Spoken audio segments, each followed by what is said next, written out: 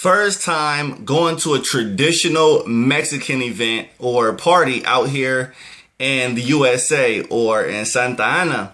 So I'm gonna just kind of give you guys my experiences the first time going to a Mexican party, a real traditional Mexican party held in the United States versus going to one actually here in Mexico. So just a few days ago, I just got back from Santa Ana, California, and pretty much this was more of a traditional village type party. It was an event, and the people were from Cuajinicuilapa, Mexico, or in Guerrero. So Cuajinicuilapa is a small town located deep south of Mexico, like more towards the southern border of Mexico. So for all of the migrators that came from Cuajinicuilapa that made it to the United States in Santa Ana, they like to keep their culturous events held as well. So man, my first time going there. So what had happened is that when we get there, my expectations is that I'm going to see a lot of big changes because again, we are in the United States and I always look for different culturist influences, especially me coming from the USA. So when we get there, man, everybody was dressed up in their traditional outfits. And a lot of them were dressed up kind of, in sus vestidos, and the girls were in their dresses and things like that from the USA. But most of it was more traditional dressing out there as well. So the music that they listen to out there is kind of a mix up, or it's a different version of cumbia. So they're really big on cumbia and their type of music. So the beer they drunk out there, I think it's called Molero or something like that. But back in Cuajinicuilapa in Mexico, they drink Coronas or Claras. But I guess out here in the USA, they drink different type of beer. That's one thing that I noticed. So another thing is that everybody were really friendly, and there were a lot of Afrocentric people there, and that was just something I expected because again, I'm not surprised because being around the original culture here in Mexico, in the original town of Cuajinicuilapa, that's pretty much all I seen was Afrocentric mixed with Native American people out there. So it wasn't a big surprise to me out there. But the main thing that I noticed is that even though a lot of the people were very Afrocentric, and pretty much looked like me to an extent, I didn't see any African Americans there. Which,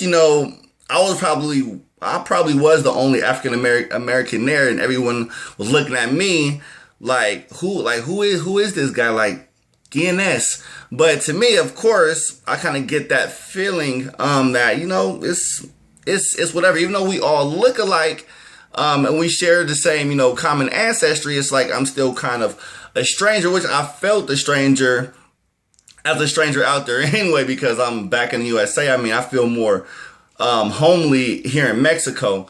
But to me, I just carry myself in a humble way, like usual, introducing myself to everyone, giving greetings, pasando saludos a toda la gente. But everybody was having fun. Everybody was having a good time. They prepare a lot of food. And for all of you guys that never been to a traditional Mexican party, all of the food is cooked. It's free. That I know of, and a lot of the food are tortillas, tamales, con salsa verde y roja. So the food is really good. You have to try the traditional food as well. So again, I kind of got that feeling like I was kind of out of place to an extent, because again, I haven't been to the U.S. in Los Angeles or in that area for years, so I kind of felt out of place. But I was hoping they'll kind of accept me once I start to speak Spanish to them, and kind of sharing the same culturist ideals, like, you know, liking their food and things like that or whatnot, and letting them know that I've been, you know, to their roots and things like that. So after a while, everything was good. You know, they warmed up, and what I was really surprised is that anywhere I go in Mexico, a lot of the elderly men, they show me the most respect. I have no idea. So pretty much, for example, my host that I went there with, she introduced me into her dad, you know, un grande señor. And he looked at me and he stood up, and before me even reaching out, shaking his hand, he patted me on the back, shook my hand and things like that. So he was showing me a lot of love, and I guess he thought he knew me to an extent, or I looked like somebody that he knew of, but he was just kind of like,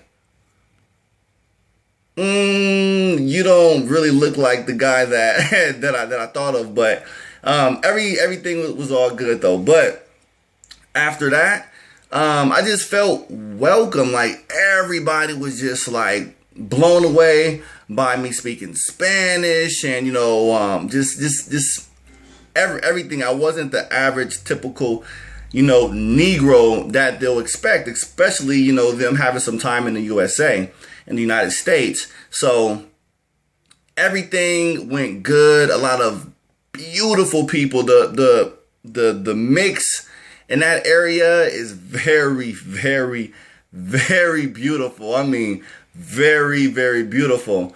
And I just, you know, we danced. Everyone was having a good time. They did their traditional rituals, which was really interesting to me because I had no idea the way that they danced and they dressed up in their costumes. I didn't know the purpose of it. And then she explained to me, I don't remember claramente, pero it was from an African ritual, because down there in Coahuila, that's the majority makeup of where the African slave boat was dropped off here in Mexico. That was one of the places where the slave boat had landed out there. But, you know, I finally started to realize, like, wow, they really are still connected to their African ancestors and their rituals. Like, they still celebrate their rituals even though they're not in Mexico. And that was really interesting for me as well, because us African Americans is kind of messed up that we're so disconnected from our roots. We don't really know anything about our ancestors back in Africa, besides them being slaves out here on the plantations. But besides that, everything went really well. Like I said, even though they are black, but their culture is completely different from any other culture. They're still traditional Mexicanos. Like, it don't even matter if we're the same skin color or whatnot. It's more based on culture versus ethnic background. So even though we could be like, yeah, you know, somos primos, like we're cousins because we're referring to the same skin color or the same ancestors, but at the end of the day, they're more culture bounded with their own section or whatnot. But they still treat you like family though. Like, they don't discriminate like that or whatnot. And if you come humbly in peace, then everything is good. But again, that was just my first time going to a traditional Afro-Mexicano party, like a Afro-Mexican party out there in the United States. It was really interesting. It was very interesting. And it was good though. You know, I met a lot of people, met a lot of connects out there. Hopefully I should go back out there, but I really, y'all already know, I really don't like going back and forth to the USA, because, you know, Mexico is home for me right now, point blank. But yeah, it was a really good feeling. And the one thing that really tripped me out is that at the end of the party, everybody left happy. There was no violence. There was no fighting. There was no arguing.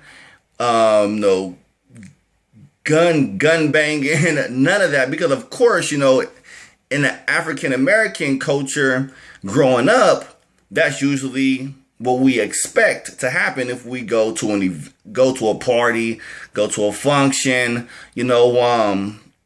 It's something is likely always to pop off and end up in a brutal and violent way. That's just how the culture is based on experiences, from the past years or whatnot in the USA. But I was really, really, really surprised about that, where everybody went home happy.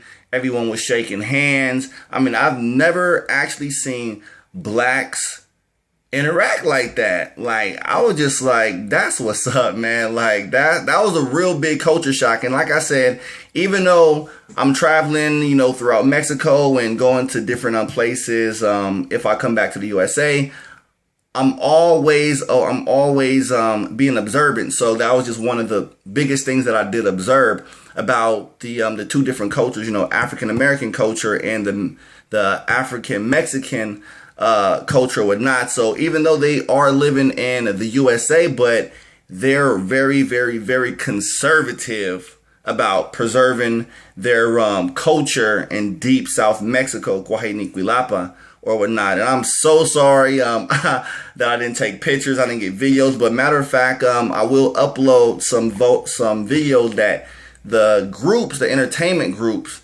recorded or whatnot from their personal phones or whatnot, to let you guys see what I'm talking about. But overall, it's a really, really, really good experience for me. But I got homesick, missing Tijuana, arriba de los cholos. So the next day I had to go back home. They were telling me, hey, no te vayas, don't leave, leave like next week, we want you to stay. But I was just like, muchísimas gracias, gracias para invitarme.